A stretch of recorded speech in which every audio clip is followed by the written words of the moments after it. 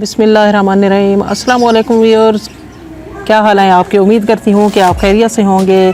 आज मैं बनाने जा रही हूँ व्यूअर्स चटनी, झटपट चटनी मज़ेदार।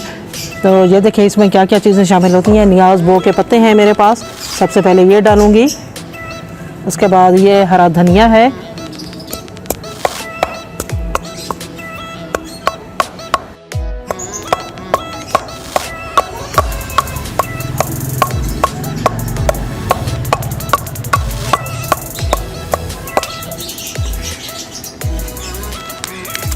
हरी मिर्च, इसको हाफ डालेंगे।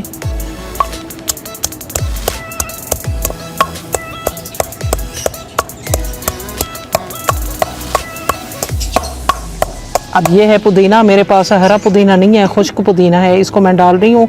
अगर आप हरा डालना चाहें तो ज़्यादा बेस्ट है, क्योंकि वो ज़्यादा ही अच्छा होता है। खुश्क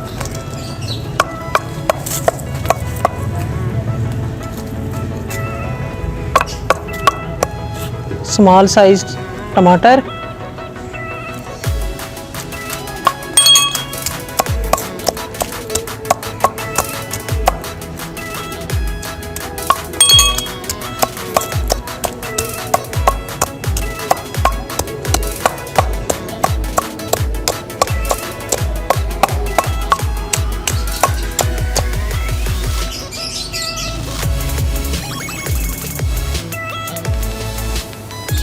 तकरीबन 1 चुटकी है नमक।